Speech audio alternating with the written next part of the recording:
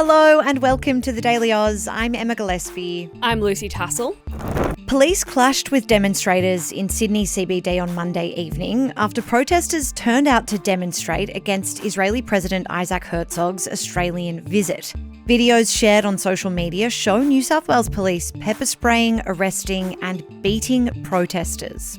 What we saw last night was something I never ever thought I would witness with my own eyes on our streets here in Sydney. We demand clear answers from the New South Wales Government, from the Premier of New South Wales, Chris Minns, and the New South Wales Police, and we demand for immediate action.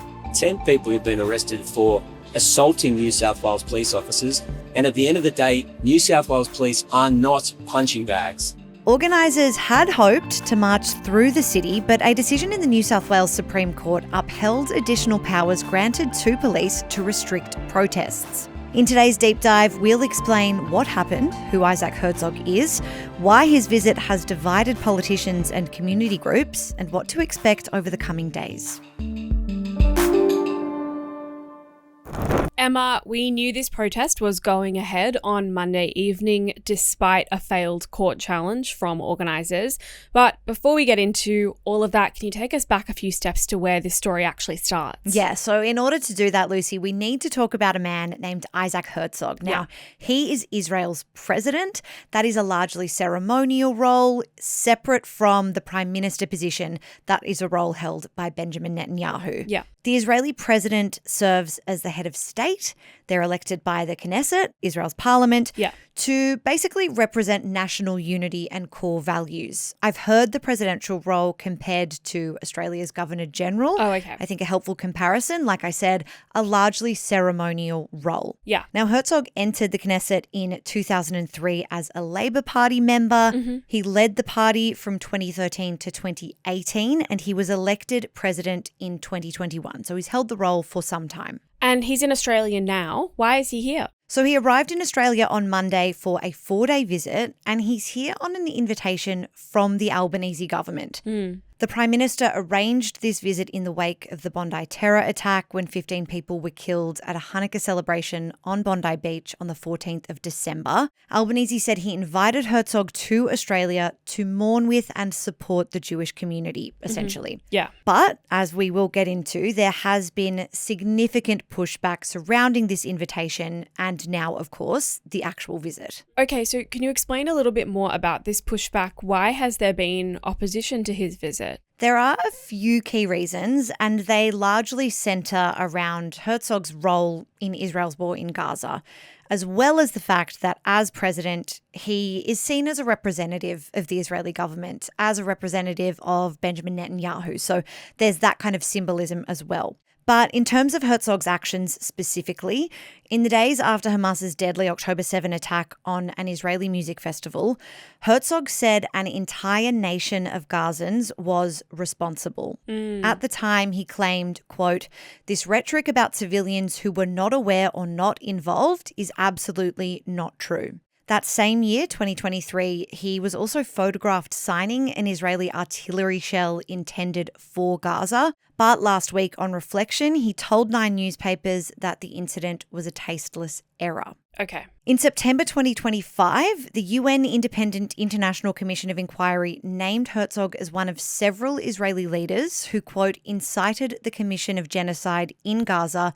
through public statements. Now, as a signatory to various international human rights treaties, some legal and human rights groups have argued in recent weeks that Australia has an obligation to investigate or arrest Herzog during his visit here because of that UN investigation, because of those previous statements he's made. Yeah. It is important to note, though, that the Australian Federal Police did seek legal advice on this, and they said they wouldn't be arresting Herzog during this visit and that they would not be opening a case. Yeah, and I guess that would be different to how the International Criminal Court has an active arrest warrant for Prime Minister Benjamin Netanyahu. So if he came here, Australia would be bound to arrest him because we're a party to the International Criminal Court. Yeah, it's an important distinction, I think. So you said the Albanese government invited Herzog. How have Australian officials responded to this pushback? So leading up to the visit this week, we heard federal and state leaders really defending Herzog's trip to Australia, and that included the Prime Minister as well as New South Wales Premier Chris Minns. Yeah. Albanese said the visit was about supporting Australia's Jewish community at, quote, what has been a very difficult time. Foreign Minister Penny Wong also said that now is a really important time to listen to the Jewish community, quote, in the wake of the worst on-soil terrorist attack and anti-Semitic attack that we've seen in Australia's history. Peak Jewish bodies also welcomed the visit. The Executive Council of Australian Jewry said that it will, quote, lift the spirits of a pained community. However, some smaller Jewish groups have opposed the visit and have vocally criticised the invitation. The Jewish Council of Australia said the government was using, quote, Jewish grief as a political prop and backdrop. Some members, despite this kind of sentiment that we've heard from Albanese and Chris Minns, some members of both federal and New South Wales Labor expressed opposition to the visit. Okay. Federal Labor MP Ed Husick told the ABC that he was very uncomfortable with Herzog coming to Australia and said he was, quote, concerned that a figure like that doesn't necessarily enhance social cohesion. Right. So I guess, Lucy, what I'm trying to say is there have been mixed feelings, mixed reactions about this visit across parliaments and communities, and all of this kind of culminated in these nationwide rallies in protest of the visit this week. Yeah. Now, importantly, that included a major Sydney demonstration, which we saw unfold on Monday, despite warnings of potential arrests under special police powers. Okay, let's turn to the protests now. What do we need to know about those additional police powers you mentioned, and how did that end up coming into play on Monday night? Hi, I'm Emma from TDA. I'm over here working on our next podcast episode, and while I do that, can you please subscribe to our YouTube channel? Please, please, please. Now back to today's deep dive. Yeah, so this is kind of a twofold issue. Yeah. After the Bondi attack, New South Wales Police were actually granted new powers to shut down protests for an initial period of 3 months with options to extend. So that was December, it's now February. But in addition to those extra powers, the New South Wales Premier announced that Herzog's visit would be classified as something called a major event. Okay. Now, the reason that is important is it grants police powers usually reserved for major sporting or citywide events where masses of people are expected in one place. Yeah.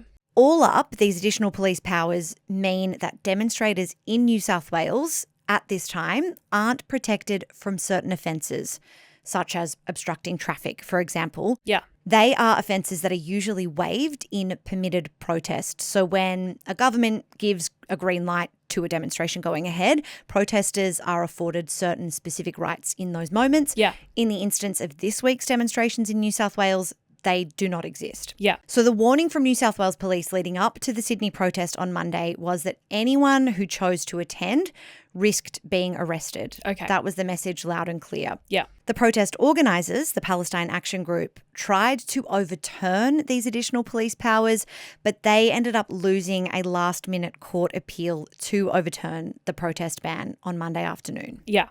But then the protest went ahead anyway. It being a protest, I think this was probably an expected outcome. Yeah. Can you take us through what happened? Well, exactly as you've mentioned, Lucy, it was to be expected that thousands of people turned out to demonstrate against Herzog's visit at Sydney's Town Hall, that's in the CBD, Yep. on Monday evening. And pretty quickly we saw major clashes between police and protesters. Yeah. Several officers were seen using aggressive tactics to disperse the crowds, while pepper spray was widely deployed. Videos posted to social media show a man being repeatedly punched in the stomach by officers. Other videos showed a group of Muslim men who were leading a prayer before they were dragged away by police. Yeah. The Australian National Imams Council said it was shocking, deeply disturbing and entirely unacceptable.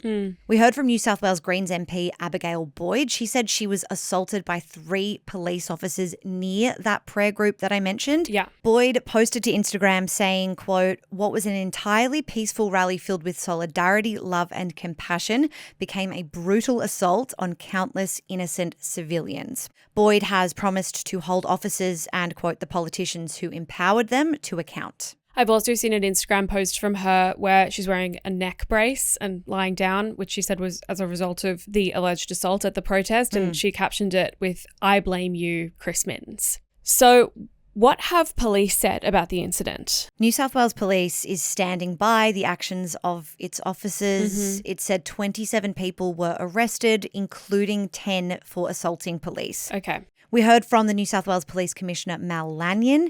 He described demonstrators as a volatile crowd. Now, you might have seen some vision of police charging towards protesters. Yeah. Lanyon was asked about this and he said, quote, "The police did what they needed to do, which was to hold the line and then form and move the protesters back with a view of dispersing them." Now, that account has been contradicted by protesters' accounts. Here's a little bit of what New South Wales Police Assistant Commissioner Peter McKenna said right after the protests on Monday night. It got to a point where officers were being threatened, jostled and assaulted, and we had to enact powers to move that crowd on and direct them out of the CBD. I had 10 police officers assaulted, and I'm really upset about it. How have New South Wales and federal governments responded? Well, the Premier, Chris Minns, has taken a similar approach as the New South Wales Police Commissioner. He said that police were put in an impossible position on Monday night.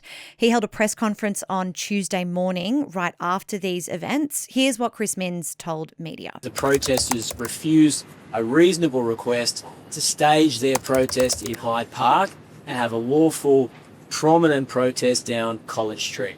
As a result of that intransigence, there was a conflict in Sydney streets, but New South Wales Police's proportionate response was designed to keep the public safe in incredibly difficult circumstances. So, as you heard there, similarly to the Police Commissioner, Minns has really defended the actions of police. The Prime Minister also addressed the conflict. Anthony Albanese called it disheartening and said he was devastated by the scenes of violence in Sydney.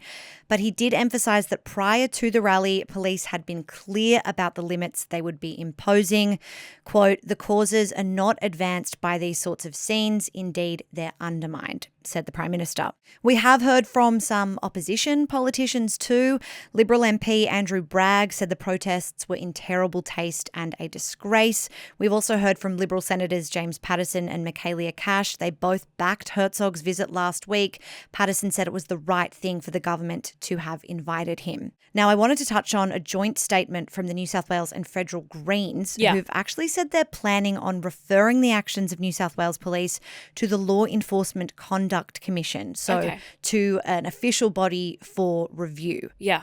That statement said, quote, "A lawful and peaceful public assembly was set upon with state violence because arbitrary and excessive special powers were granted to police." Just before we wrap up, while all of this was going on, Isaac Herzog was at a separate event. What do we know about that? Thousands of people demonstrated against Herzog in Town Hall, and just down the road at the Sydney Convention Centre, thousands of others were applauding him. Herzog spoke at this event honouring the Bondi attack victims, where he told the crowd, quote, "The hatred that triggered the shooting at Bondi is the very same old age anti-Semitism endured by our parents and grandparents." His address was very much centred around the events in Bondi, around the Terrorism Act and around anti-Semitism in the community more broadly. He didn't really address the protests directly himself. Instead, he noted, quote, "We will never forget the extraordinary, ordinary people who demonstrated humanity by running towards the fire on the 14th of December. He said to all the heroes of Bondi, every one of you has the deep admiration, respect and prayers of the Israeli people. You are the finest of Australia." You mentioned at the top of the episode that this is a 4-day visit. He arrived on Monday. It's now Wednesday. What are we expecting during these final days? So officials have kept the details of much of this visit kind of as private as possible until the last minute. That is for obvious security reasons. Everywhere Herzog is travelling to and has travelled to has required a significant security presence. But since his arrival, he's met with lots of community groups. He's met with Bondi survivors, the families of victims. He's scheduled to arrive in Canberra today, where he'll meet with the Prime Minister before heading to Melbourne. We are seeing, as I mentioned, a massive police presence pretty much everywhere the Israeli president goes. But we're also seeing more protest action in equal measure. So demonstrations are expected to continue in the cities Herzog is visiting, and rally organisers in Sydney have vowed to continue protesting against the visit despite the recent clash with police. Emma, thank you for walking us through all of that today, and thank you for joining us. We'll be back this evening with the headlines. Until then, have a good day.